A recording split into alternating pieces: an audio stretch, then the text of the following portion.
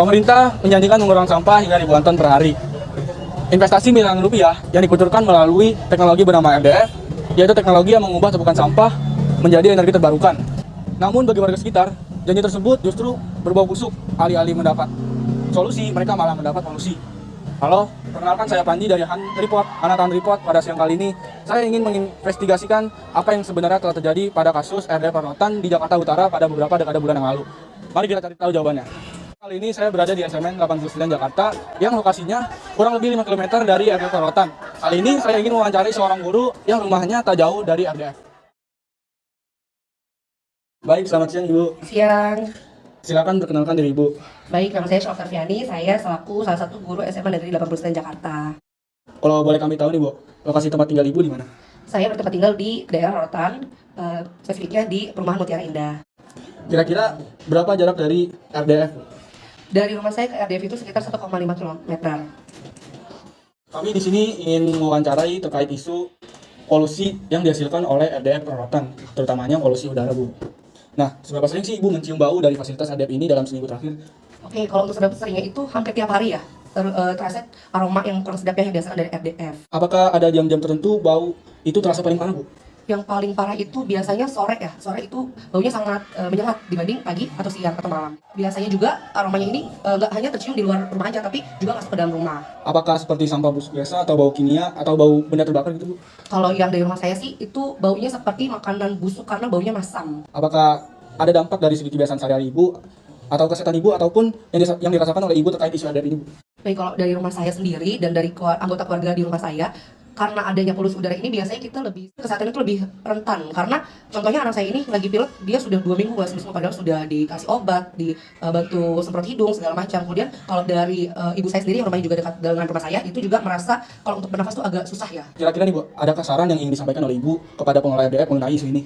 Baik, kalau untuk saran saya, mungkin RDF bisa ya untuk mulai memilah sampah mana yang bisa didaur ulang sehingga baunya itu tidak sampai menyebar ke wilayah sekitar. Karena yang sudah sebelumnya itu juga sempat ketika saya membersihkan rumah ada percikan-percikan beling. Jadi itu kan agak bahaya untuk kesehatan, terutama untuk alat pernapasan kita gitu. Baik, sebelumnya terima kasih Ibu sudah bisa membantu kami dalam mewawancarai terkait isu RDF di Rorotan ini. Iya, sama-sama.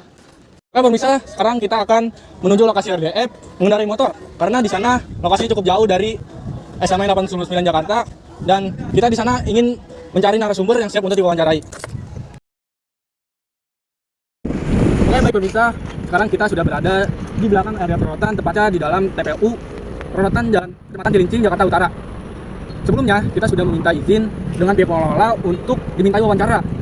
Nah, ternyata pihak pengelola tersebut tidak bisa dimintai keterangan untuk diwawancarai dengan alasan harus minta izin dengan atasan terlebih dahulu.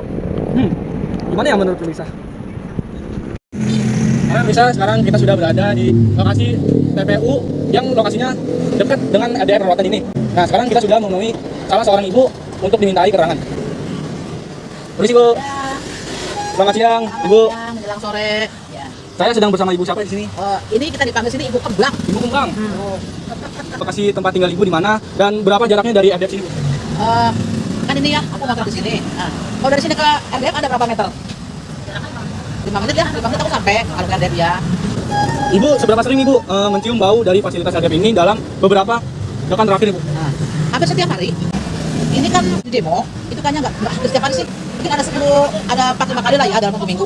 Dan Ibu, apakah ada nih Bu jam-jam tertentu bau itu terasa paling parah, Ibu? Nah, pokoknya di atas jam 3. Apakah baunya seperti sampah busuk biasa atau bau kimia atau bau benda-benda terbakar lainnya, Bu? Nah, kalau bau kimia enggak, bau terbakar enggak, tapi ya sampah busuk gitu lah.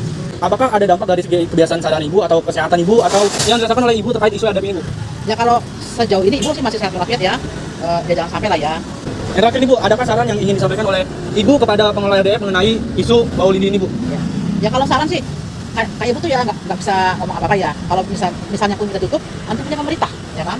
Di demo udah, ayo. Apa ya sarannya ya? Ya supaya jangan bau aja lah gitu. Jadi kita tuh yang tinggal di sampingnya nyaman gitu loh, itu aja. Supaya kita kan juga biar sehat, ya kan? Lingkungannya gitu. Jadi nggak gara-gara ada dia kita jadi sakit, jangan kayak gitu maksudnya. Baik, segitu aja sih Bu pertanyaan dari saya. Ya.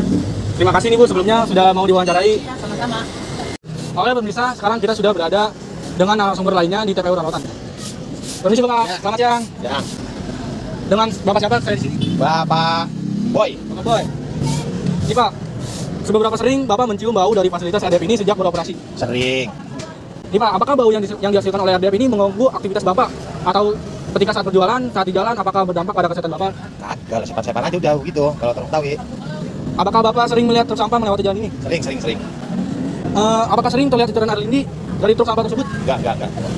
Apakah Bapak pernah melihat asap dari terowong fasilitas RDF? Kalau iya, bagaimana warna dan kebetulannya? Kagak pernah kelihatan.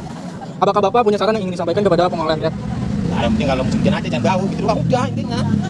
Oke Pak, baik. Sebelumnya terima kasih, mohon maaf mengganggu waktu Bapak. Berdasarkan informasi yang telah kita dapatkan dari berbagai narasumber, dapat disimpulkan bahwa masyarakat setempat masih berharap kepada pemerintah agar dapat meninjau ulang fasilitas RDF ini, khususnya pada kasus permasalahan bau yang tersedap yang hingga berdampak pada kesehatan masyarakat setempat. Sekian, saya Panji dari Hanpot, Tanatan Report, melaporkan.